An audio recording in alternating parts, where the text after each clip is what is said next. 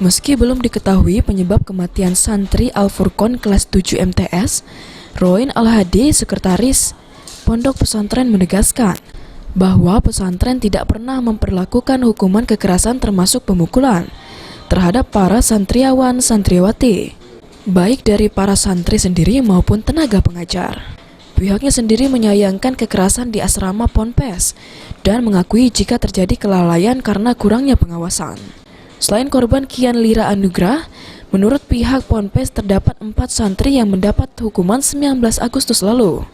Saat ini pondok pesantren menyerahkan proses lebih lanjut kepada pihak kepolisian.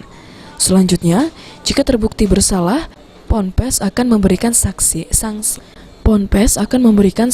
yang berlaku, yakni memberhentikan kepada oknum santri berinisial W.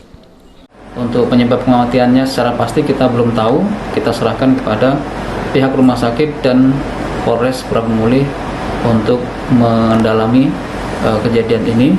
Yang jelas sikap pesantren tegas apabila memang terbukti ya, yang bersangkutan, jelas kita sudah ada aturan yang akan kita berlakukan kepada siapapun. Meski mengakui adanya kelalaian, pihak Ponpes Al-Furqon melalui sekretarisnya menyatakan turut berbelasungkawa atas meninggalnya santri mereka. Beni Firdaus, PAL TV.